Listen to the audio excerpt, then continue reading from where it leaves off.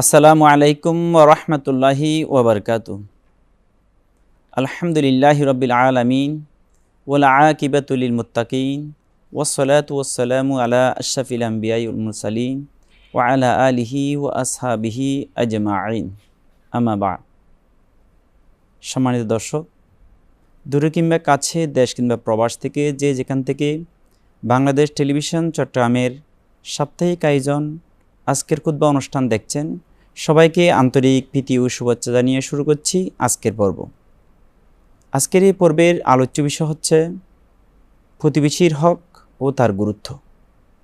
আর এই গুরুত্বপূর্ণ বিষয়ে আলোচনা রাখবার জন্য আমাদের মাঝে উপস্থিত হয়েছেন দুইজন ইসলামী স্কলার, ইসলামী বিশেষজ্ঞ। চলুন আসুন আমরা প্রথমে তাদের সাথে পরিচয় হয়ে আসি। আমার পাশে রয়েছে ফেনীর জাতীয় ইমাম সমিতির সম্মানিত সাধারণ সম্পাদক, প্রখ্যাত আলেমে দ্বীন হযরত আল হাজ হাফেজ মাওলানা মোহাম্মদ জাকির হোসেন মজুমদার। আসসালামু আলাইকুম রহমতুল্লাহ। পাশে রয়েছে ফেনী পরশুরাম কলেজ জামে মসজিদের সুযোগ্য খতিবুল মুকাররম, বিশিষ্ট আলেমে দ্বীন মাওলানা মোহাম্মদ দেলওয়ার হোসেন। আসসালামু আলাইকুম রহমতুল্লাহ। ওয়ালাইকুম আসসালাম ওয়া রাহমাতুল্লাহি ওয়া বারাকাতুহু। আসসালামু আলাইকুম। ওয়ালাইকুম আসসালাম। আপনাদের দুইজনকে আমাদের স্টুডিওতে স্বাগতম জানাচ্ছি। সম্মানিত দর্শক, আমরা আমাদের বিজ্ঞ আলোচকদের সাথে পরিচয় হয়ে আসলাম। এবার আমরা মূল আলোচনার প্রারম্ভে পবিত্র কালামে মজিদের তেলাওয়াত শুনে আসি। আউযু বিল্লাহি মিনাশ শাইতানির রাজীম।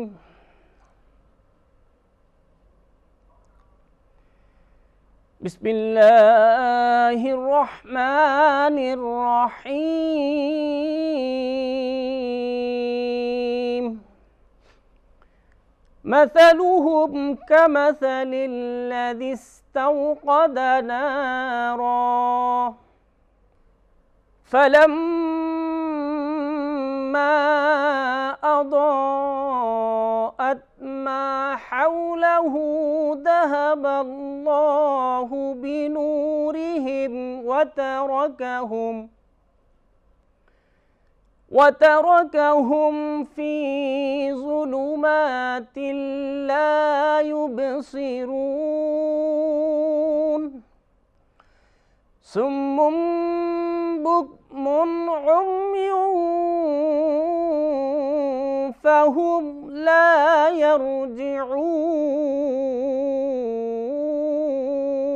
يرجعون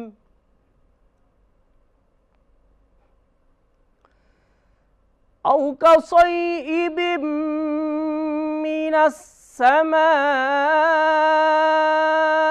فيه ظلمات ورعد وبرق يجعلون أصابعهم في آذانهم من الصواعق حذر الموت في آذانهم من الصواعق حذر الموت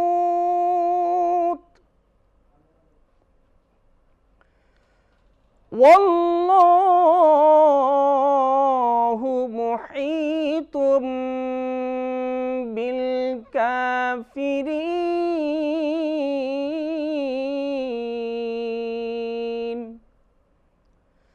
صدق الله العظيم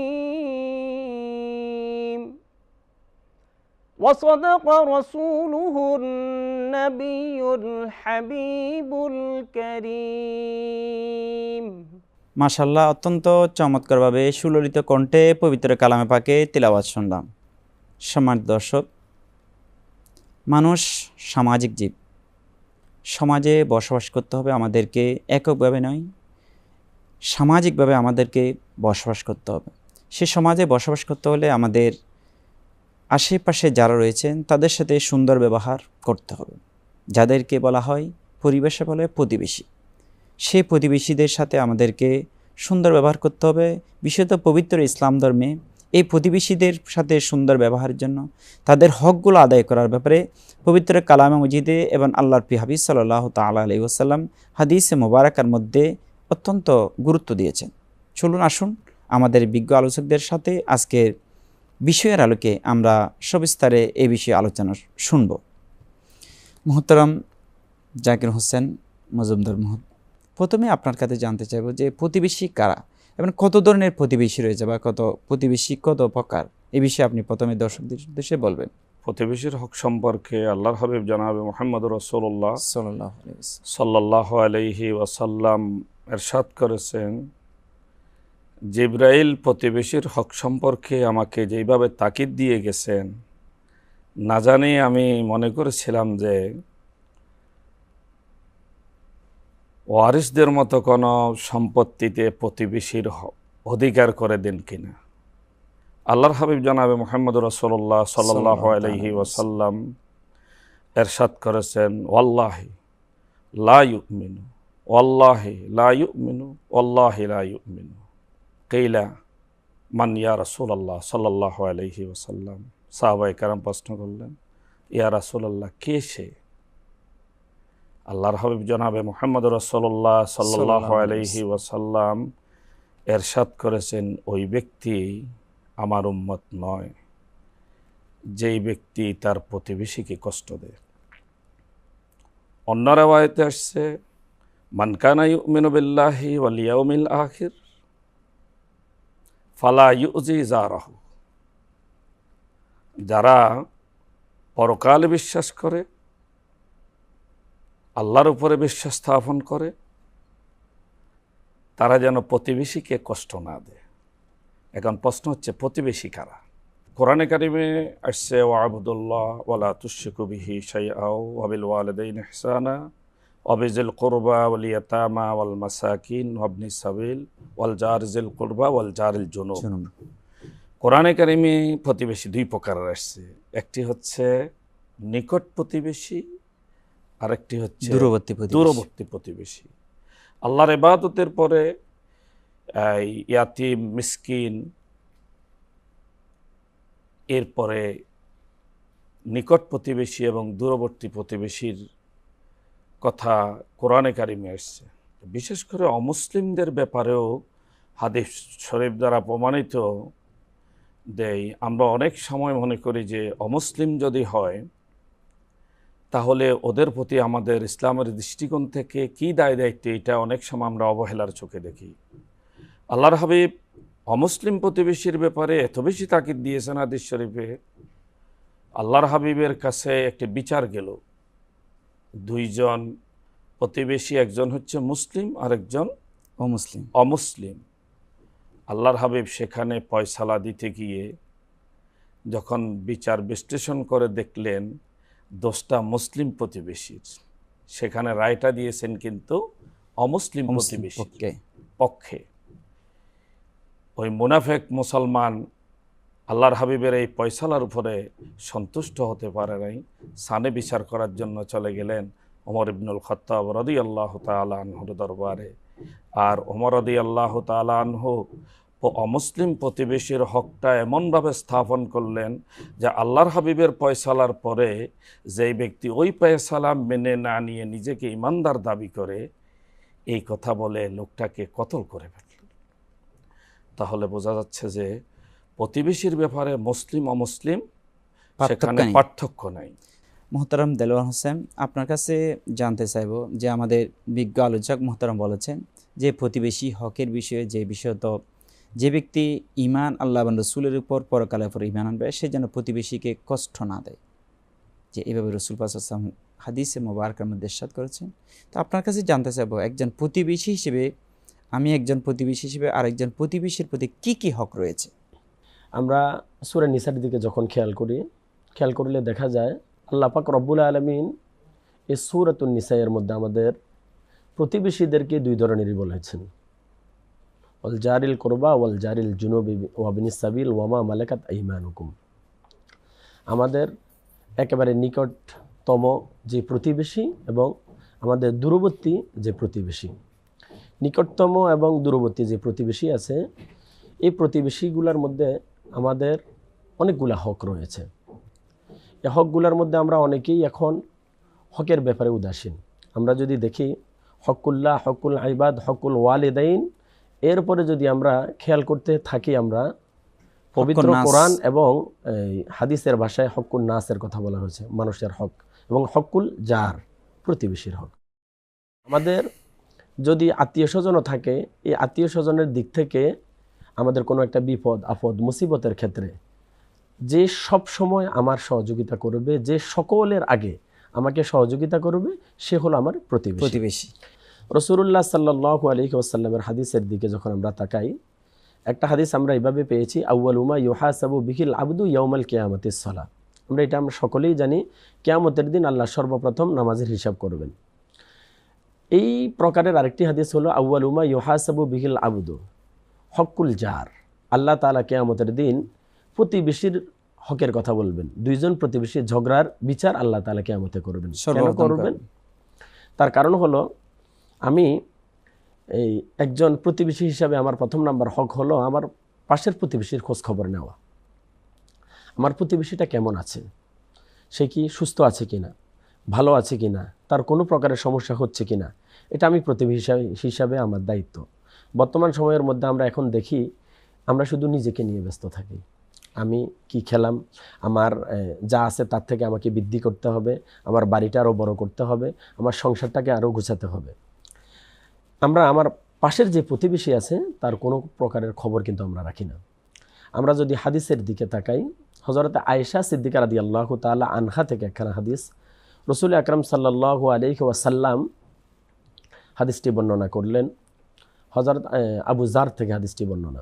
তিনি বলেন, তুমি কেমন, এটা যদি তুমি জানতে চাও তাহলে তুমি তোমার প্রতিবেশীর দিকে খেয়াল করো। তোমার সম্পর্কে তোমার প্রতিবেশী কি ধারণা করছেন।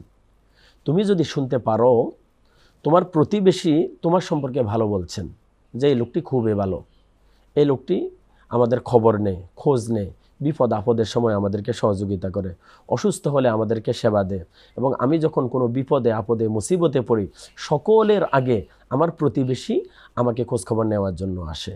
আমরা যখন মারা যাই, এই প্রতিবেশী সকলের আগে আমার খাট নেওয়ার জন্য এবং আমার বাড়িতে মৃত ব্যক্তিকে এগিয়ে আসবে সবার জন্য সকলের আগে আমার প্রতিবেশী আমার কাজে আসবে।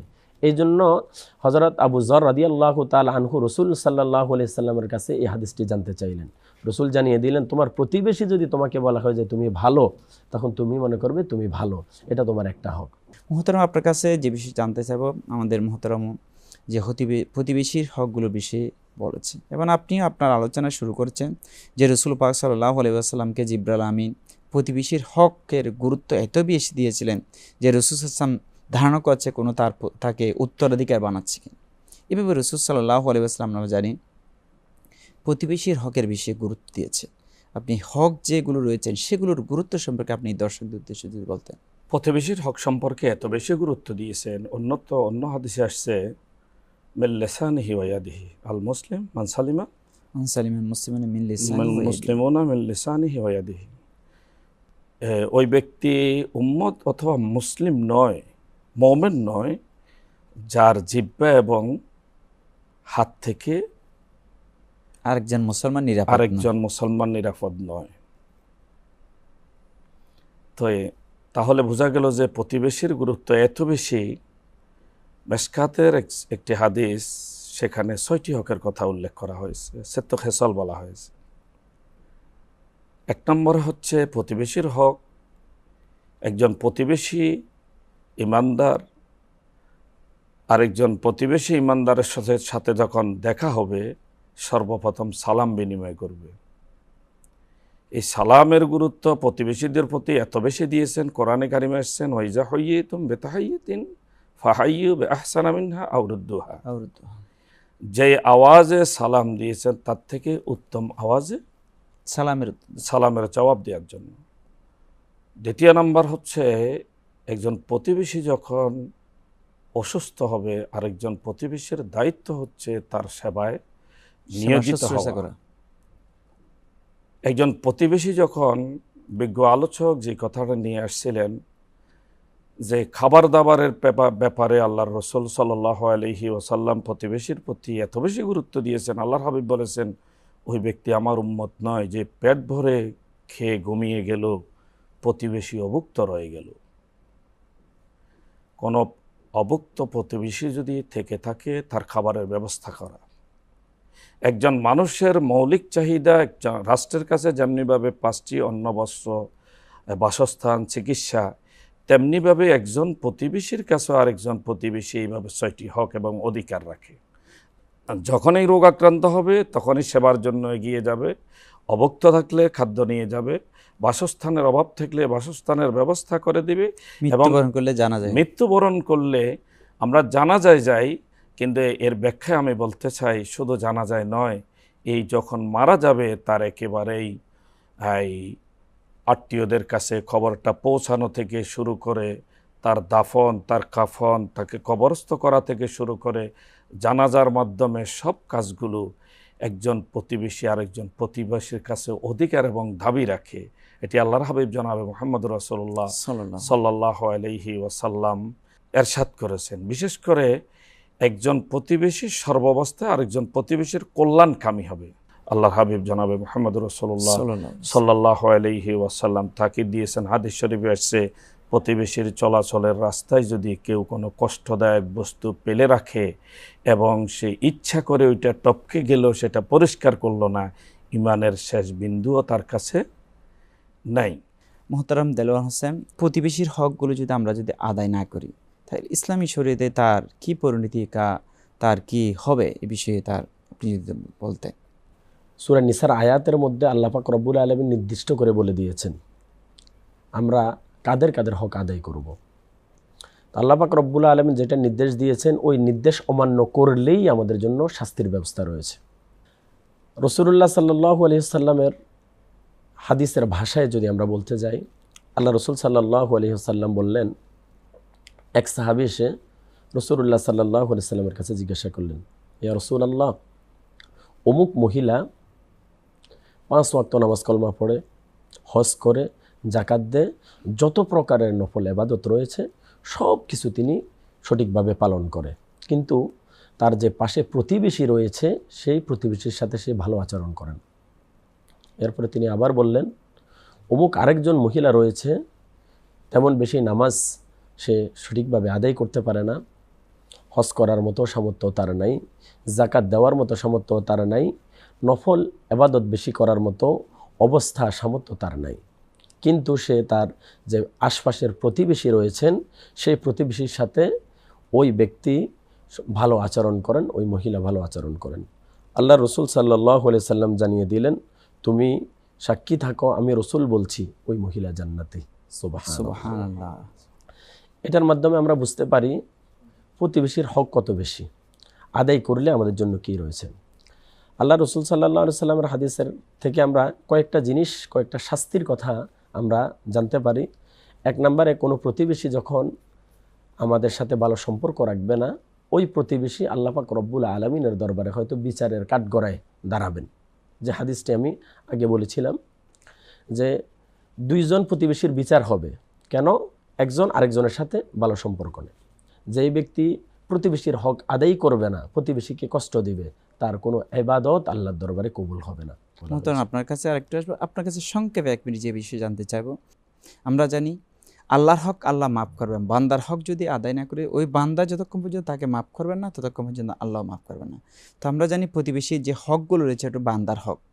আমরা দেখতে পাই আমাদের সমাজে যে আমি ধনাঢ্য ব্যক্তি, কিন্তু আমার পাশের সে কি খাচ্ছে না খাচ্ছে আমি খবর রাখছি না, অথবা দেখা যাচ্ছে সীমানা প্রাচীর নিয়ে ঠেলা ঠেলি, এই যে জায়গা জমি নিয়ে, এই বিষয়গুলো আমাদের অঞ্চলে আমাদের এলাকায় দেখা যায়। এই বিষয়ে আপনি সংক্ষেপে কি মেসেজ জনগণের উদ্দেশ্যে? হক 2 প্রকার, একটি হকুল্লাহ, হকুন নাস বা হকুল ইবাদ।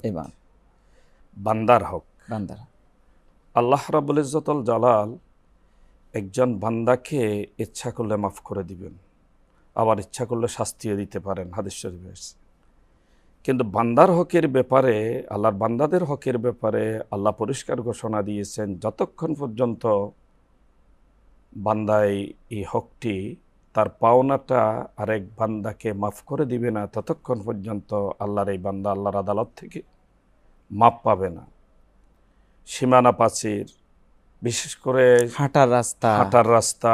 এরপরে আরেকটি গুরুত্বপূর্ণ বিষয় হচ্ছে, আমরা আমাদের বাড়ির পাশে, বাসার পাশে যদি একটু দোকানে বসতে পারি, অথবা কোনো একজন দুইজন ভাই আমরা একত্রিত হয়ে যাই, আমরা একজন ভাই আরেকজন ভাইয়ের ব্যাপারে যা মন চায়, যা আছে, যেটাকে গীবত বলেছেন, আসাধ্য মিনাজ জেনা বলেছেন।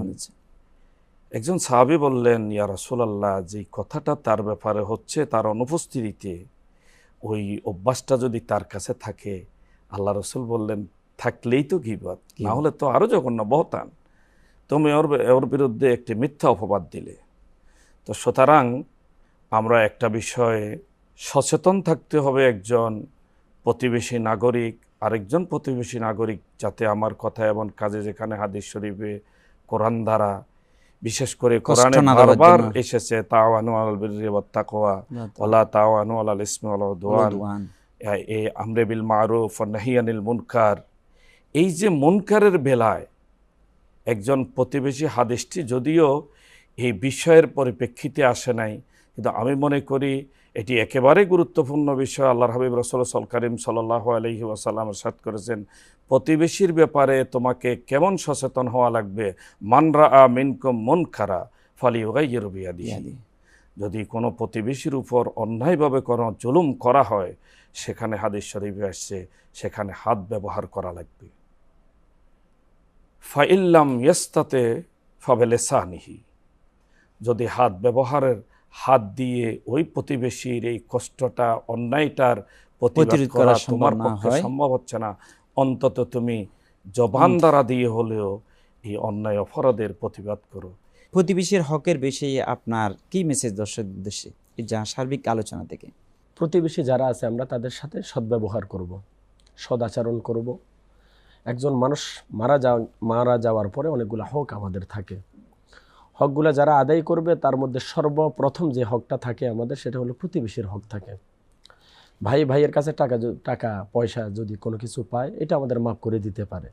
কিন্তু অনেক সময় দেখা যায় একজন প্রতিবেশী, আমার পাশের প্রতিবেশী হওয়ার কারণে, আমার আগের আলোচক বলেছিলেন, তার বাড়িতে অন্যায় হচ্ছে, আমি মুখ বুজে অন্য রাস্তা দিয়ে চলে যাচ্ছি। এটা আমাদের রসুলের শিক্ষা নয়। আমার দয়াল নবী সাল্লাল্লাহু আলাইহি ওয়াসাল্লামের রাস্তা দিয়ে হাঁটতেন, বুড়ি মহিলা কাঁটা দিয়ে দিতেন।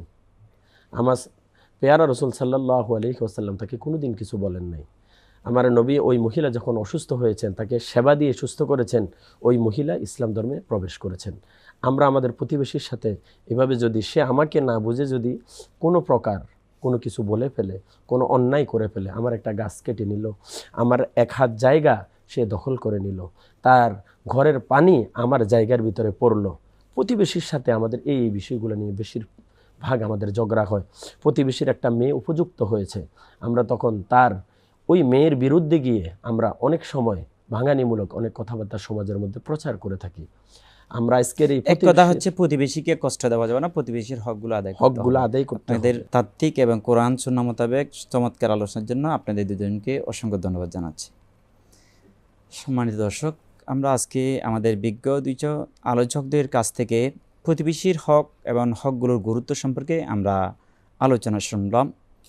বিশেষত কালকে আমাদের ময়দানে, যেটা হাদিসে কুদসির মধ্যে রয়েছে, আল্লাহ রাব্বুল আলামিন বান্দাকে বলবেন, হে আমার বান্দা, আমি অভুক্ত ছিলাম, তুমি আমাকে খাবার দাও না কেন? বান্দা বলবে, আল্লাহ তুমি তো নিরাকার, তুমি আবার কোথায় অভুক্ত ছিলে? তখন আল্লাহ রাব্বুল আলামিন বলবেন, তোমার পাশের জন যে অভুক্ত ছিল, তুমি উদরপূরকে খেয়েছো পেট ভর্তি করে, কিন্তু তোমার পাশের ব্যক্তি না খেয়ে ছিল, তুমি যদি তাকে খাবার দিতে, আমি আল্লাহকে খাবার দেওয়ার মতো হতো। দেখেন সম্মানিত দর্শক, যে আমার পাশের জনকে খাবার দেওয়া মানে অভুক্তকে আল্লাহকে খাবার দেওয়ার নামান্তর।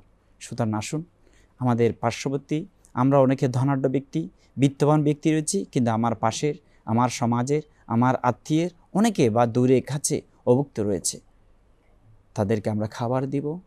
আমরা তাহলে এই সমাজ, এই রাষ্ট্র, এই দেশ শান্তিতে থাকবেন। কারণ এই দেশটা হচ্ছে আমাদের, মাতৃভূমির প্রতি ভালোবাসা আমাদের উচিত, এটা ইমানের অঙ্গ।